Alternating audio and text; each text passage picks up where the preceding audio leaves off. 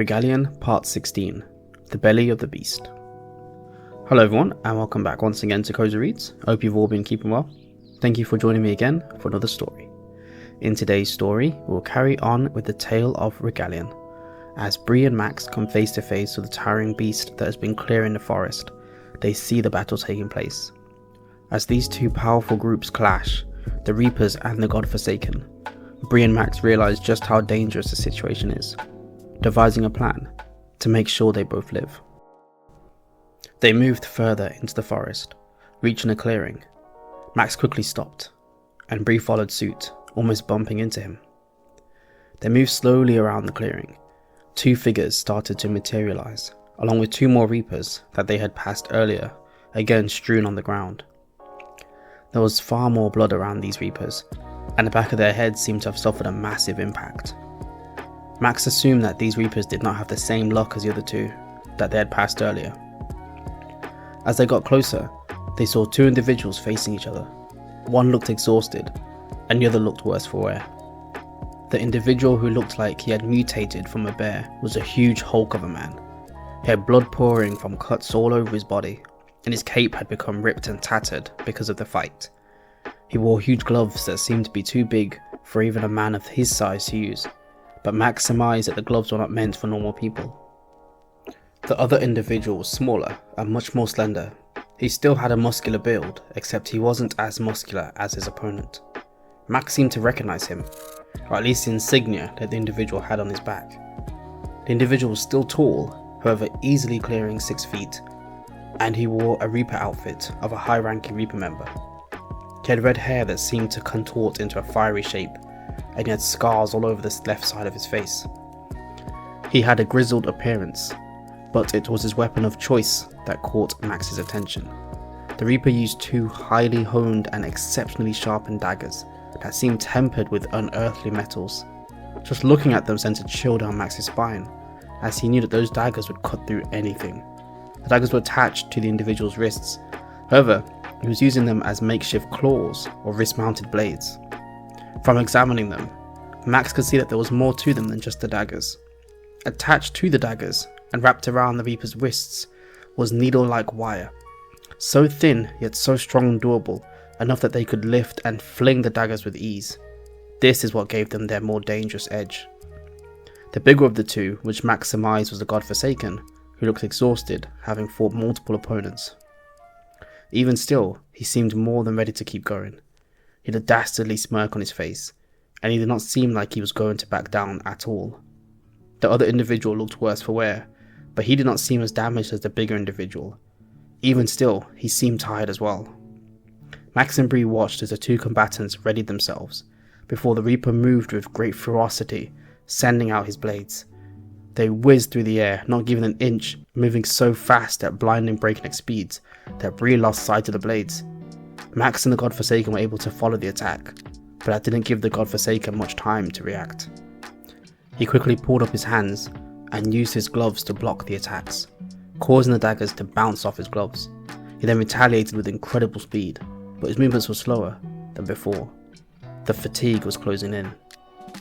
The Godforsaken knew that he wouldn't be able to get off continuous hits, so he opted for a big hit that could disorientate the Reaper. Using the force of his gloves, he thrust them out with incredible speed, sending a shockwave through the air. The Reaper was able to just barely dodge the attack, but it still clipped him, sending him off trajectory a bit. Damn, as much as I want to keep fighting, my body's starting to slow down. I either have to end this now, or somehow find a way to escape, Hector thought to himself. Max, is it me or does the big guy seem tired? He seems slower than the other guy, Bree whispered to Max. You're right. I think now would be the best time to intervene. The Reaper seems tired too, as he seems to be acting more cautious. Okay, I've got a plan. I can take the Reaper no problem. So what I'm going to need you to do is to go with Celeste and try to get the Godforsaken out of there.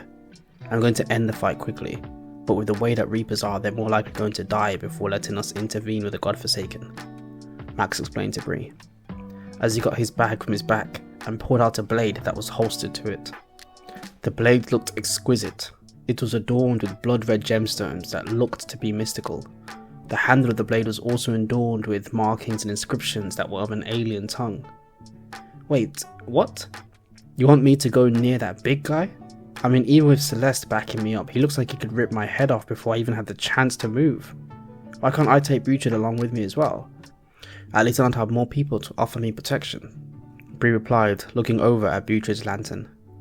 For once, Butrid didn't respond. He knew why Max was taking him along and allowing Celeste to go with Bree.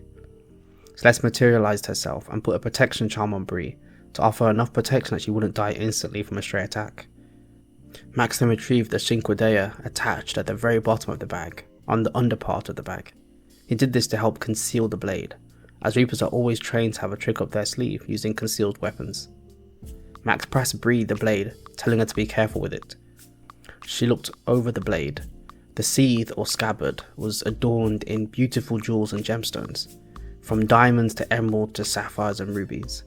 There was also an amazing hilt on the blade, which had gemstones encrusted into the hilt, such as alexandrite, garnets and peridots. She felt entranced by the blade. It seemed way too beautiful to use as a weapon. It seemed like she was holding a blade crafted by Vulcan himself. Max then pulled out a tanbo that was strapped to his leg, hidden by his trousers, and threw it to Bree. The weapon again seemed like a pure thing of beauty. Bree felt like she was holding an artifact befitting a royal family. It was clear that the weapons had some wear and tear, but even still they were well maintained.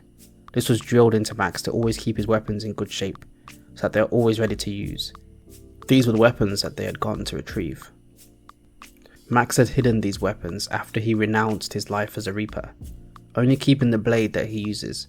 However, having Bree with him, and the impending war, meant that he had to retrieve his weapons as they needed all the help they could get. Bree thought that the weapon combination was odd. A sword and a small staff. The staff didn't seem deadly enough to do much harm, so why would individuals which are known to be almost assassin-like use a weapon that could be non-lethal? The reason is unusual but clear. Max has no intention to kill anyone. The tambo is his main weapon, and he uses it to knock people out. He hardly ever unsheathes the blade, and when he does, he never delivers a lethal blow. Celeste explained to Bree, almost as if she was reading her mind. Bree looked over the weapons and thought about how difficult it must be to hold yourself back from killing someone when you've been trained to kill. Bree wondered why Max didn't kill, but she knew this wasn't the time to ask. Max, are you sure I can use these? They seem too perfect to use. I'm scared to ruin them. Bree asked Max. Yeah, you can use them. Trust me, those are the main weapons I've had since I was a trainee in the Reaper Corps, Max responded. I've been through much worse with them, and they've gotten through it. Bree decided to take the opportunity to swing the weapons. She was no weapons master by any stretch of the word, but her grandmother taught her a few tricks, and she took up martial arts classes as well as a few weapons training classes when she was younger. It was mainly to help boost her confidence, and she got properly into it when her grandmother died. She only slowed down when she went to university, but she still retained some of her skill. So while she couldn't master to fully use the weapons, she was not a complete novice either. We don't have much time, but we're going to have to go now, I'm afraid. I will do everything in my power to keep you safe. You will suffer no harm. We are not going to fight the Godforsaken. Our only job is to talk to him and hopefully get him to join our cause, Celeste said to Bree. Bree started to feel anxious. Her palms started to sweat and her mouth was dry. Her heart was racing so fast that it felt like it was going to break out of her chest. But she held in her emotions, and she looked at the others. They all seemed determined. Max was looking over his blade in deep contemplation, and Celeste looked equally determined, almost as if you could feel her energy exuberating from her body. Bree clenched her fists and looked down. She was tired of feeling powerless in her own life, having this whole thing with her grandmother, but not knowing exactly what it was about. She started to finally find out about her grandmother's past, but as answers started to reveal themselves, everything started to become more real, more terrifying. She was now entering this other world of monsters and superpowered individuals, of creatures that have lived in their society for so long to the point where they have become intertwined with folklore and fairy tales. She was afraid, as any sane person would be, but she also knew how important this was. She had friends, or at the very least people who seemed to have her back. She approached Max, and she wasn't about to let this go. No, she needed to see this through, one way or another. She looked up at Celeste, with the fires of determination burning in her eyes. Alright, let's do this.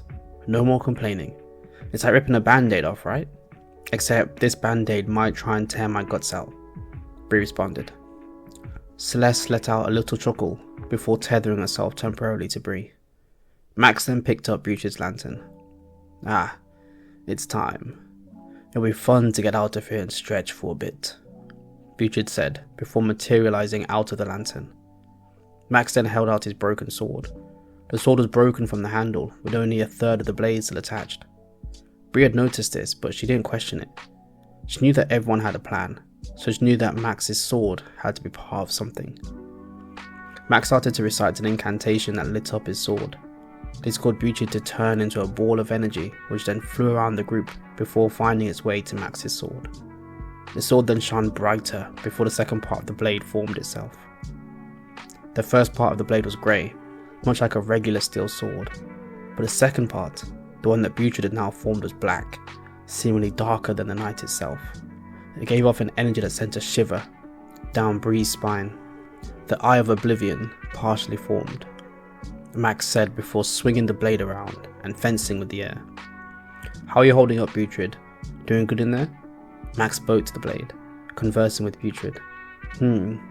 Still feels like it used to. This blade harbors great power, enough that being in it fills me with a good feeling, Butch replied. What is that? Bree asked. It's called the Blade of Oblivion. When the blade is fully formed, you can unlock the power in Max, one that he vowed to never use again. When he made this vow, he split the blade into 3 parts. One is the part he keeps with him, the original blade, and the other is Butch. He stashed a portion of the blade in Butch himself. The last part is me. He put the last part of the blade into me, and when I and Butch fuse back into the blade, Max then fully unlocks his power. The more of the blade that is fixed, the more power Max unlocks, Celeste answered. But why break up the blade anyway? Isn't it good to have more power? Bree asked. Yes, more power can be good, but remember that with great power can also come a great price. For others, the price is not high. For example, if you were to use the Blade of Oblivion, the only price you would pay is energy consumption. The more energy you can expend, the more power the blade can exude. However, for Max, his price is far higher, one that not only threatens himself, but also those around him. Max can achieve greater power than anyone else ever could using the blade. It is like it was made for him. But the drawback is that the blade feeds off Max differently, changing him into a ravenous force of nature, rivaling the power of the Godforsaken, Celeste responded. Alright, we don't have much time. If you wait too long, then either side could do something drastic to end the match quickly. We need to go now, Max said before swinging his blade around. I'm going to go in and break up their fight. I'm going to target the Reaper and try to draw him away. While I'm there, I need you to then run in and try to speak to the Godforsaken. If it doesn't work, or he retaliates like he most likely will, then you need to try and disable him. Max then moved in, making sure to conceal the sound of his movements as best he could. Bree stood in shock and bewilderment. She had witnessed Max move from the spot he was standing in, however her ears were deceiving her. For while her eyes witnessed him disappear into the fray, her ears heard nothing, not even a rustling of leaves. As Max approached, he thought about how the two would react once they realised that he was there. Most likely the Reaper would be the first to react in a bid to stop Max from interfering. They were always taught to never let anything jeopardise the mission, and to eliminate anything that tries to. And that brings chapter 16 of this story to an end. I hope you have all been enjoying the series. As our heroes reached a conflict, they witnessed a terrifying battle between the Reapers and the Godforsaken, putting it into perspective just how powerful the Godforsaken can be. Max and Bree will have to steel themselves and ensure that they are ready for what's to come next. But until then, I hope you have all sufficiently warmed up and that this story has brought you some level of comfort. I wish you safe travels on the journey of life, and feel free to come back again whenever you need a new story to warm your day.